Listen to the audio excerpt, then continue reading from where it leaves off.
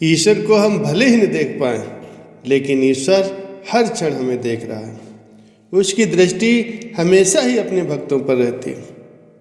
अगर आप गौर करेंगे तो पाएंगे कि जीवन में कभी न कभी कठिन समय में ईश्वर ने स्वयं आकर आपकी सहायता की।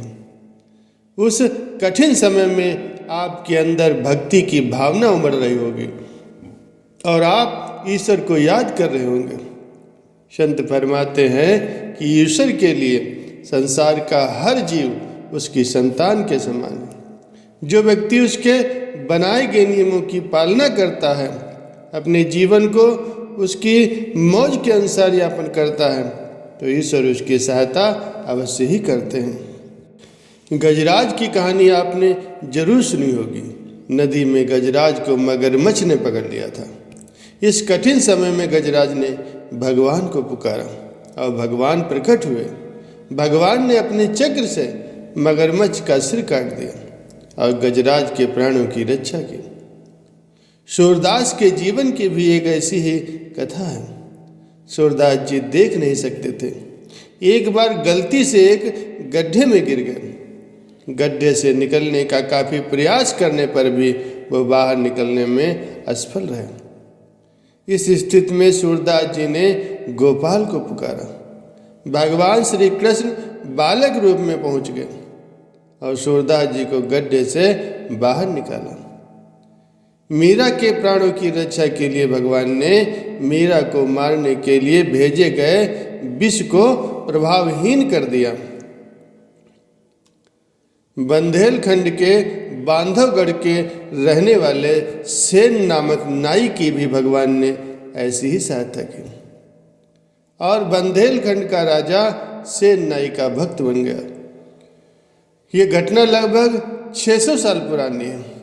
सेन नाई राजा की सेवा करता था।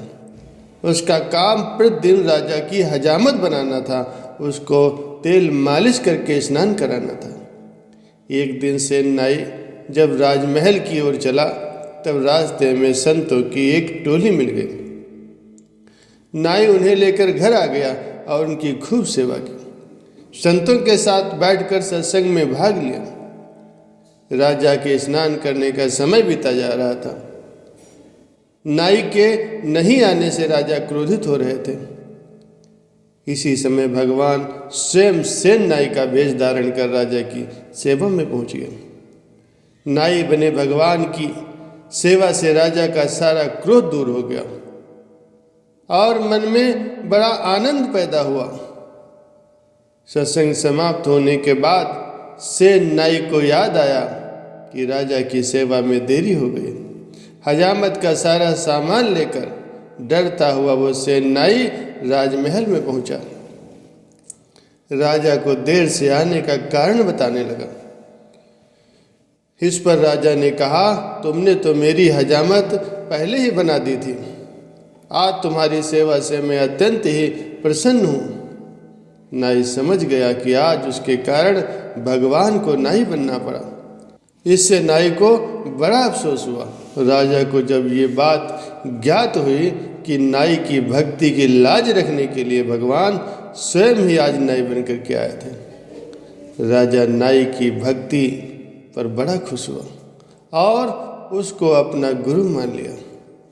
प्यारे सज्जनों, ऐसी कई घटनाएं हैं जो ईश्वर के अस्तित्व और उसकी सहायता का हमें प्रमाण देते हैं। इसलिए हमें कभी भी खुद को बेसहारा नहीं समझना चाहिए। ईश्वर पर आस्था दृढ़ रखने वालों की ईश्वर स्वयं ही सहायता करते हैं।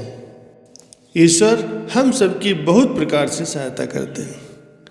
एक तो सामान्य सहायता है जो उन्होंने सबको दे रखी है।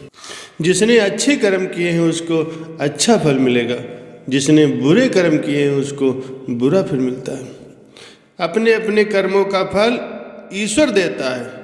ये ईश्वर की सहायता है। ईश्वर की सहायता के बिना हम स्वयं ही अकेले अपने कर्मों का फल नहीं ले सकते। अगर भगवान यूं कहें कि अपना कर्म करो और अपने फल ले लो, मुझे बीच में क्यों चक्कर में डालते हो, तो क्या आप अपने कर्मों का फल स्वयं ले सकते हो? आप अपना करियर स्वयं बना सकते हो?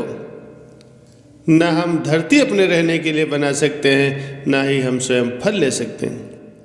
ईश्वर सबको न्याय अनुसार सबके कर्मों के हिसाब से फल देते हैं। ये ईश्वर की सामान्य सहायता है जो सबको दी जाती है। जो विशेष पुरुषार्थ करता है उसकी ईश्वर विशेष सहायता देते हैं। उसको ईश्वर विशेष आनंद देते हैं, विशेष सुख देते हैं और उसकी बुद्धि को वैसा ही बना देते हैं। जो विद्यार्थी ज़्यादा अच्छी पढ़ाई करता है तो गुरु जी उसको विशेष सहायता देते हैं, उसको अतिरिक्त समय देते हैं कि भाई ये मेहनती आदमी है। ईश्वर भी ज्ञान विज्ञान बढ़ाएंगे, उत्साह बढ़ाएंगे, सुख देंगे, आनंद देंगे। जो ज़्यादा भक्ति करता है, ध्यान भजन सिमरन करता है, अच्छे कर्म करता है तो ईश्वर की उस पर विशेष अनुकंपा होती है। उसको ध्यान साधना में काफ़ी उन्नत हो जाती है। उसकी सूरत खंड ब्रह्मांडों की भी सैर कर लेती है। ईश्वर दुनिया के रहस्य अपने भक्तों पर खोल देते हैं। जो ईश्वर के आदेश का जितना पालन करेगा तो ईश्वर उसकी उतनी ही विशेष सहायता करेंगे। सूरज, चांद, धरती, सितारे, अन्न, औषधि, वनस्पति, फल फूल, सब्जी, ये सारी चीज़ें ईश्वर ने ही बनाई हैं। उनकी सहायता के बिना हम ना तो कुछ खा सकते हैं न पी सकते हैं। उसके बिना हम कुछ नहीं कर सकते। ये सब प्रकार की सहायता केवल ईश्वर ही करते हैं। जो लोग मेहनत करते हैं उन्हें ईश्वर का आशीर्वाद प्राप्त होता है। जो खाली बैठे रहते हैं उनकी सहायता ईश्वर नहीं करता। ईश्वर ने हमें हाथ दिए हैं, हमें उसका पूरा इस्तेमाल करना चाहिए, सुस्ती का त्याग करना चाहिए।